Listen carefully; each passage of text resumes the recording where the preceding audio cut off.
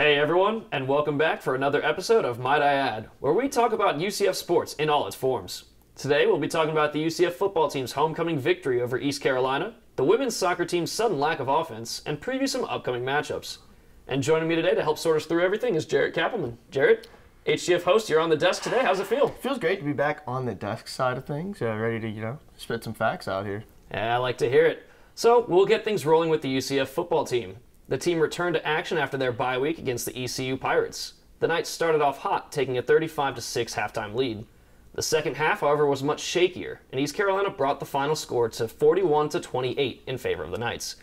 Jaret, why were these halves so different? Well, it's been a story all year. UCF has scored 310 points on offense, 93 in the second half, 32 in the fourth quarter. We're not even averaging a touchdown in the fourth quarter. I think that just goes to show that regardless of how bad we're beating the team, we need to play everyone through at least 3.5 quarters because it's looked on the road. We do not play a complete game. We play a 35 to 45 minute game, and then we just fall off in the fourth quarter. It showed against Temple. It showed against, or not Temple, it showed against Pitt in that road loss. I mean, we were up, and then all of a sudden, fourth quarter, we forgot how to play football. The story here is just we're not conditioned to play a full 4 quarters, and I think that goes to show the coaching this year is a lot different. Josh Heupel isn't on the gas pedal as much as Scott Frost was, and it's really backfiring so much. So let's circle that back to the first game of the season, and maybe this has something to do with the mindset here. Bam Moore's injury in the first game, late. Heupel plays the starters late into that first game against FAMU.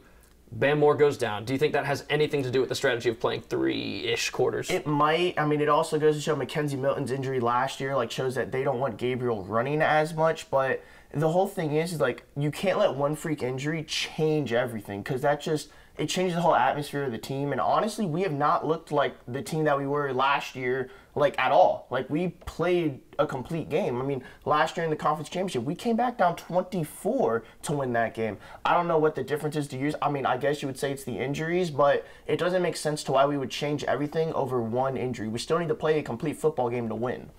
Yeah, and he's right. There is a lot of talent on the roster, even if it doesn't necessarily show late into the game. And a lot of that talk often goes to the quarterback play. And while that's rightfully, correct, UCF is lucky to have Gabe Davis on the roster. Davis recorded 164 yards and 2 touchdowns in the win. And even with all of the attention that he's getting from defenses, Davis still seems to somehow elevate his game each and every week. So, Jaret, how is Davis able to do this? Well, he's got 833 yards and 10 touchdowns on the season, leading the Knights in all those categories. I mean, really, I think it's just he's Gabriel's favorite target. We've said it all year long. Gabriel is a one-look receiver, and I would say on 50+% of his dropbacks, his first look is Gabe Davis. So that helps, and honestly, he's been burning everyone on the go route this year. That's been his signature route. And honestly, it's working. And you don't fix what's not broken. So he's just found a way to he's not known for a speed wide receiver, but he's running this go route to perfection, basically, and getting open and making big catches every single game. So where would you say Davis ranks among the wide receivers in the country? In the country, I mean, I still see him like a 3rd, 4th round pick. I don't think he's like a Traquan Smith, but I would say he's best in the American for sure, but in the country, I mean, you still have everyone at Alabama. I mean, Georgia's got some guys out there, but I mean, he's a great guy. He'll get drafted for sure, but 3rd or 4th round. 3rd or 4th round. Well, despite the outcome of the game, UCF continues to struggle with penalties, getting flagged 11 times for 89 yards. So what does this team need to do to get the penalties in check and stop hurting themselves? You want to say it's coaching at some point. It's just being disciplined. I mean, you can only teach discipline so much. It's just enforcing it. A lot of them are stupid penalties. I mean, holding's going to happen. Someone gets inside, and you'd rather take a holding than have your quarterback get drilled. It happens, but the defensive ones, the stupid late hits, the unsportsmanlike conducts, that's just discipline. That's just literally knowing what to do at the right time. You don't need to hit a guy when he's 5 yards out of bounds. You don't need to get in some guy's face. Let your talking be by your actions on the field, not by getting in someone's face. It's just discipline. So, however, with the win, UCF improves their record to 5-2 as they hit the road again this week. And the opponent is the Temple Owls in a critical AAC East matchup. Jaret, I'll get right to this one with a simple question. How's UCF going to win on the road? Pass game. It shows SMU just dropped 650 yards. 450 of those were in the air. So we just got to run Gabe Davis on a go route, I'd say every single play. and just throw it up deep. But, I mean, realistically, you look at our Pitt game, you look at our Stanford game, you look at our Cincy game. Those have been our 3 defining games this season. We're 1-2, -4 in the turnover margin, and we've given up over combined 1,300 yards of offense in those 3 games. So we just need to figure a way to not turn the ball over, get an early lead, so when we fall off in the fourth quarter, like it's going to happen, we have some, leeway there. But honestly, it's going to come on. I think it's going to come on Dillon Gabriel to play a complete game, even though I think DJ Mack is the best quarterback in the locker room. So Temple was actually a very similar team in terms of physicality to Pitt and to Cincinnati, and they rank in the top 4 in the conference in both sacks made and sacks given up.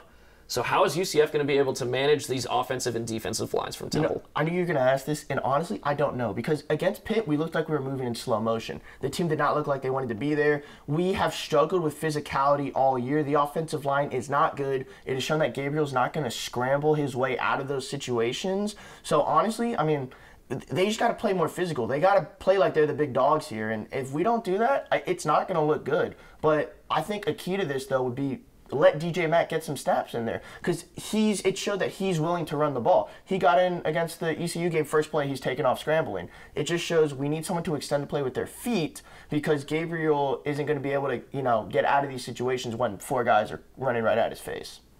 So it's going to be a very difficult one. And to add to that threat, Temple has a 2-headed rushing monster in Ramon Davis and Jager Gardner. Each has 4 or more touchdowns on the ground this season for the Owls. So how is UCF not only going to stop the lines, but also stop the trenches and prevent these lanes from opening up? Well, it's hard because you look, the history in our last 2 years in this season, the run game has eaten us alive. We don't tackle well. A lot of teams have a lot of yards after first contact against us. It's just going to come down to, I think Randy Shin needs to do a healthy mix of bluffs and actually blitzing, because if we bring the house, I think we need to bring the house, I'd say the majority of the time, but the whole thing is just going to be getting in the backfield and creating havoc. Because if we stop them, if we're going to show we're going to blitz, they're going to be more willing to pass. But, if we're getting to the quarterback, it doesn't matter.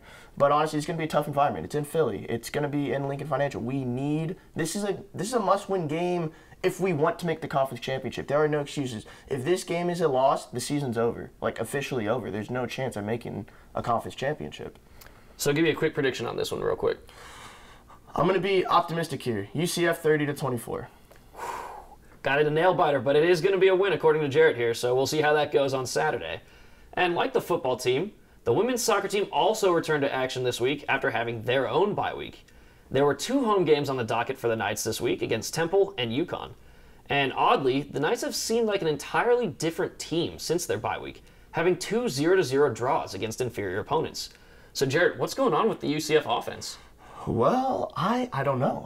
We had 2 ties this past weekend, as you said. Honestly, it's just they have looked like a different team. It's like you see it a lot in sports. The bye week, you either look really good or really bad. I think that bye week kind of hurt them. They just fell out of their mojo. They have not looked the same. The good news is their defense has only given up 1 goal in the last 5 games. But ties, they help you, but they don't really help you. So I think they just need to, Kirsten Scott really needs to get more involved, get her back involved. She's 7 goals on the season, and I feel like she's the catalyst for this team this year. And to his point, ties sort of help, sort of hurt. It's kind of a weird situation, and that's part of the game of soccer.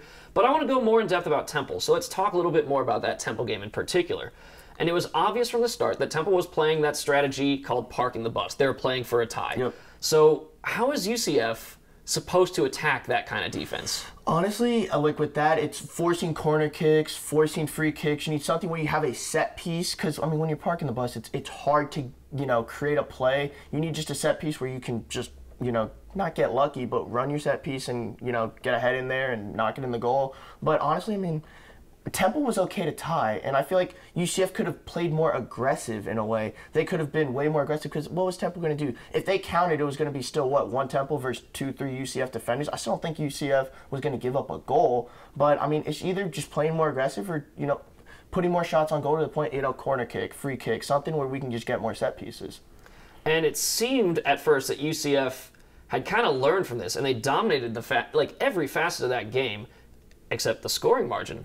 So what is the team going to need to do in future games to prevent that kind of thing from happening? I mean, I don't want to say it's confidence, but like maybe it's just a confidence thing. You look like after this bye week, they just haven't looked the same. I mean, they're making small mistakes that are coming back to cost. I mean, simple passes that aren't getting made. I mean, it's just putting shots on goal. If you put shots on goal, one's gonna go in. Like that's just the nature of the game. If you put enough shots on goal, you'll get one to sneak by.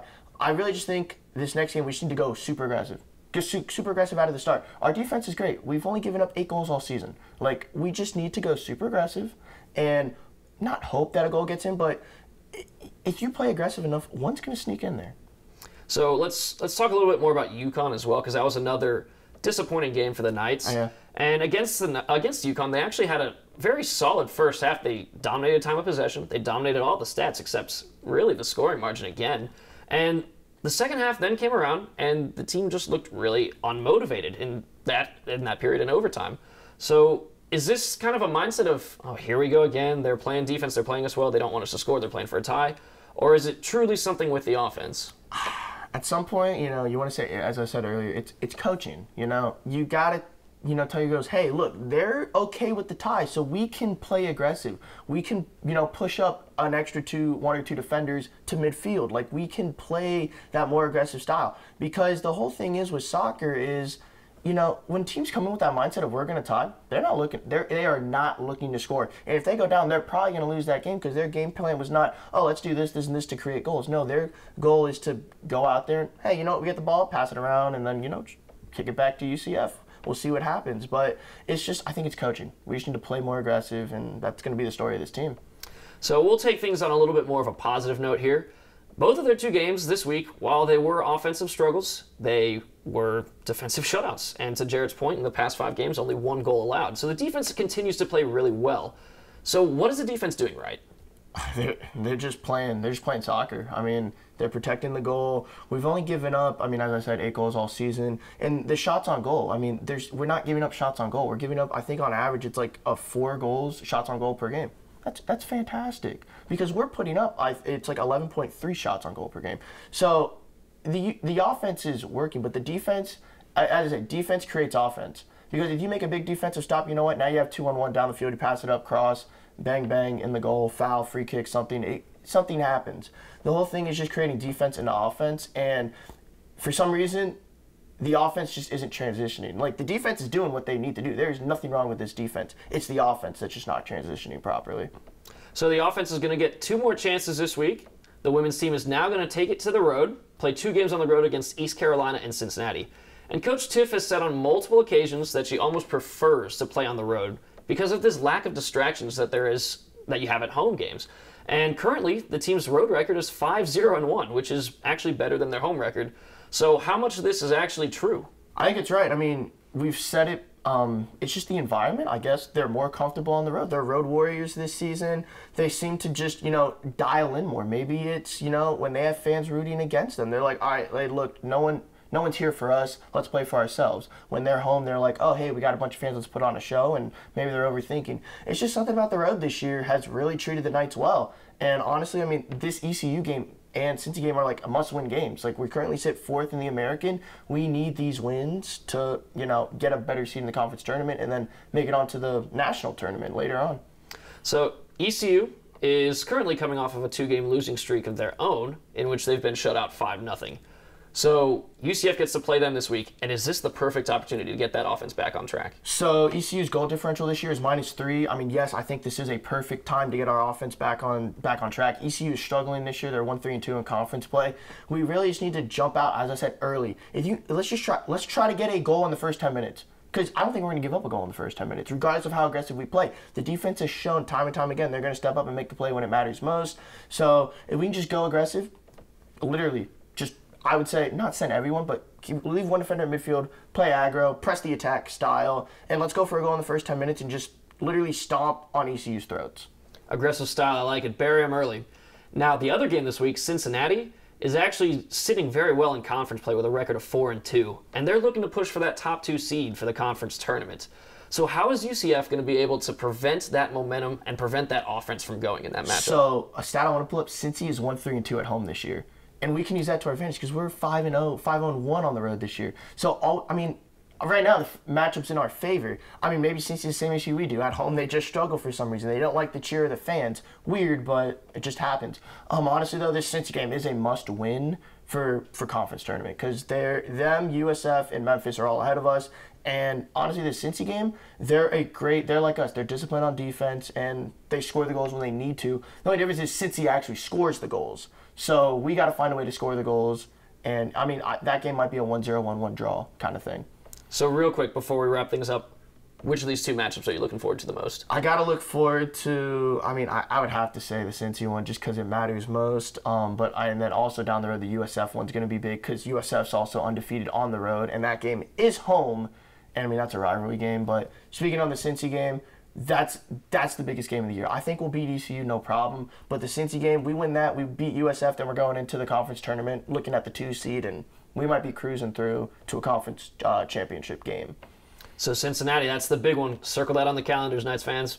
All right, everyone, it's time to hear this week's slate of UCF games. The football team is going back on the road to take on the Temple Owls on Saturday. The women's soccer team is also going to go on the road to take on East Carolina on Thursday and Cincinnati on Sunday. And the men's soccer team is going to play their edition of the War on I-4 when they take on USF in Tampa on Saturday. And the UCF volleyball team is going to be the only one to play at home this week when they host Houston on Friday and Tulane on Sunday. Well, before we get wrapped up, I want to finish with one quick shout out to the UCF men's soccer team. On Sunday, the team defeated UConn 2-1 in overtime to earn the program's 300th win. Congrats, guys, on being a part of history for the UCF men's soccer program, and keep charging on. Well, Jaret, it's been a pleasure having you on here today, man, and appreciate your takes. Anytime, anytime. And thank you to everyone watching at home. Be sure to like, comment, and subscribe to our YouTube page, and follow us on Twitter, Instagram, and Facebook at Hitting the Field. I'm Partain, he's Jaret Kappelman, and we'll see you next week on Might I Add.